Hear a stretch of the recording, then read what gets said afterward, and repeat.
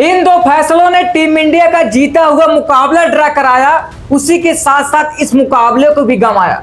क्योंकि जहां पर टीम इंडिया की भाई साहब यह मुकाबला पूरी तरीके से पक्की मानी जा रही थी कि इस मुकाबले को टीम इंडिया जीत लेगी। आपके श्रीलंका की टीम की औकात नहीं है कि दूसरा मुकाबला भाई साहब टीम इंडिया को हरा दे, उसी के साथ साथ इस मुकाबले को ड्रा कर ले जाए। लेकिन यहाँ पर दो फैसले ऐसे निकल कर आते हैं जिसकी वजह से यह मुकाबला पूरी तरीके से ड्रा हो जाता है, जहां पर टीम इंडिया दूसरा मुकाबला नहीं जीत पाती। क्योंकि पूरी तरीके से यहाँ पर टीम इंडिया के जीत में भाई साहब पक्ष था। सब कह रहे थे कि टीम इंडिया इस मुकाबले को जीत ले जाएंगे, लेकिन वो कौन से फैसले हैं जिसकी वजह से इस मुकाबले को भाई साहब ड्रा होना पड़ता है और जहां पर यह मुकाबला टीम इंडिया नहीं जीत पाती है, आखिरकार कहां पर वो गलती होती है। तो चलिए आपको बताते हैं, लेकिन उससे पहले जान लेते हैं कि मुकाबले में क्या हुआ था। आपको बता दें कि टीम इंडिया श्रीलंका के खिलाफ दूसरा टेस्ट का मुकाबला खेल रहे थे और आज अंतिम दिन था, यानी कि मुकाबले का यह भाई साहब डे 5 दिन था, यानी कि 5वां दिन था यहाँ पर मुकाबले का, जहां पर लास्ट मुकाबला हुआ था। आपको बता दें कि यहाँ पर इस मुकाबले में टीम इंडिया श्रीलंका के बल्लेबाज को आउट ही नहीं कर पाती है। अगर जब आउट ही नहीं कर पाओगी तो भाई साहब आपको बल्लेबाजी कहां से मिलेगी सेकंड इनिंग में। तो यहीं से ही पूरा खेल भाई साहब बदल जाता है और यहाँ पर जो श्रीलंका की टीम थी वो 5वें दिन भी पूरी खेल ले जाता है और यहाँ पर जो टीम इंडिया के गेंदबाज थे वो आउट ही नहीं कर पाते हैं, जिसकी वजह से इस मुकाबले को पूरी तरीके से ड्रा करना पड़ा था। यानी कि पहला मुकाबला यहाँ पर जब हुआ था, पहले टेस्ट का मुकाबला, 2 टेस्ट के मुकाबले हुए थे श्रीलंका से। पहला मुकाबला तो टीम इंडिया ने आसानी से जीत लिया, लेकिन दूसरा नहीं जीत पाए, जिसकी वजह से जो भाई साहब इनके WTC के भाई साहब जो रहा है वह थोड़े मुश्किल में पड़ते हुए दिखाई दे रहे हैं। क्योंकि अगर आप इस मुकाबले को जीते होते तो आप डायरेक्ट चौथे नंबर पर चले जाते, क्योंकि अभी जो टीम इंडिया है वो 5वें नंबर पर है। इस तरीके से झटका लगा है टीम इंडिया को। उसी के साथ साथ जो पॉइंट्स थे वो भी भाई साहब इनको कम मिले हैं। अगर जीते होते तो और मिलते और एक स्थान पहले भी चले जाते।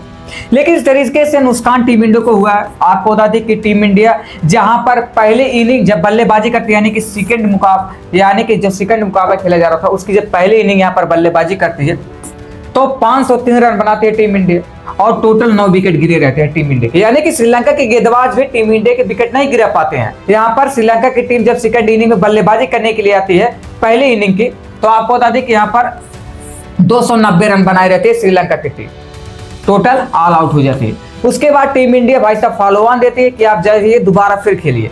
तो उसके बाद सेकंड इनिंग जब यहाँ पर मुकाबले खेलने के लिए श्रीलंका की टीम आती है तो 429 रन बना देती है और जिसमें केवल 9 विकेट गिर देते हैं और 5वें दिन तक भी यहाँ पर टीम इंडिया के गेंदबाज श्रीलंका के विकेट नहीं गिरा पाते। जहां पर श्रीलंका की टीम चौथे दिन 229 पे 6 विकेट थी, वहीं 5वें दिन यहाँ पर केवल टीम इंडिया के जो गेंदबाज थे केवल 3 ही विकेट गिरा पाते और जो पूरी की पूरी श्रीलंका की टीम थी वह भाई साहब पूरा दिन खेलती है, जिसके बाद यहाँ पर इस मुकाबले को ड्रा होना पड़ता है। और कहा जा रहा था कि यहाँ पर जिस तरीके से टीम इंडिया की गेंदबाजी थी उससे श्रीलंका की टीम उसके सामने नहीं टिक पाएगी, लेकिन टिकी और यहाँ पर अच्छे खासे रन भी बनाए और यह मुकाबला भाई साहब पूरी तरीके से ड्रा कर चुकी थी। और इस मुकाबले में टीम इंडिया से गलती कहां हुई थी और वो कौन से 2 फैसले हैं जिसकी वजह से इस मुकाबले में भाई साहब टीम इंडिया जीत नहीं पाती इस मुकाबले को और मुकाबला ड्रा हो जाता। सबसे पहले गलती यहाँ पर भाई साहब गेंदबाज की।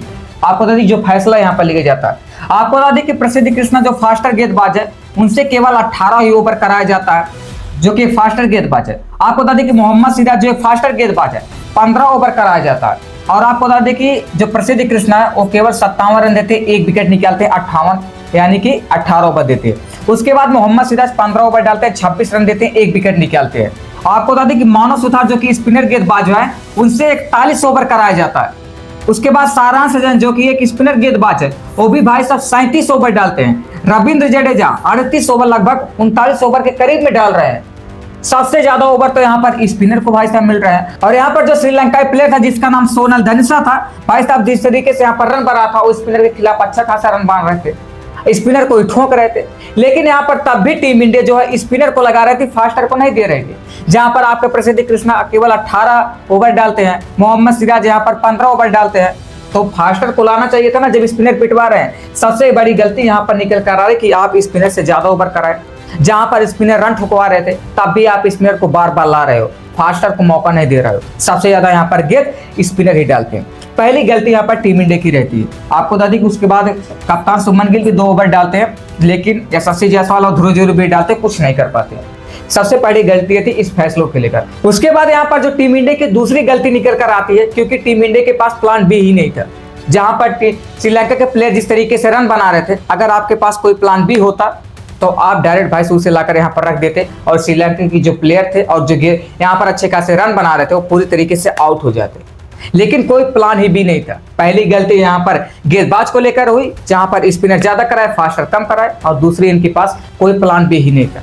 तो यही दो गलती निकलकर सामने आ रही है। आपको बता दें कि यहाँ पर जो श्रीलंकाई प्लेयर सोनल दिनुसा था, वो जिस तरीके से भाई साहब इस मुकाबले में 135 रन मारता है, अगर इनका विकेट गिरा होता तो इस मुकाबले में श्रीलंका के जो बल्लेबाज थे इतना रन नहीं बना पाते, और इनका विकेट गिरता तो उसके बाद धड़ाधड़ सबका विकेट गिरता आता, लेकिन विकेट ही नहीं गिरा पाते यहाँ पर जो टीम इंडिया के गेंदबाज थे। आपको बता दें कि अगर पहले मुकाबले की बात करते हैं, बंदा 100 रन बनाता है, फिर पहले मुकाबले की सेकंड इनिंग में 84 रन बनाता है। इस तरीके से बल्लेबाजी रहती है।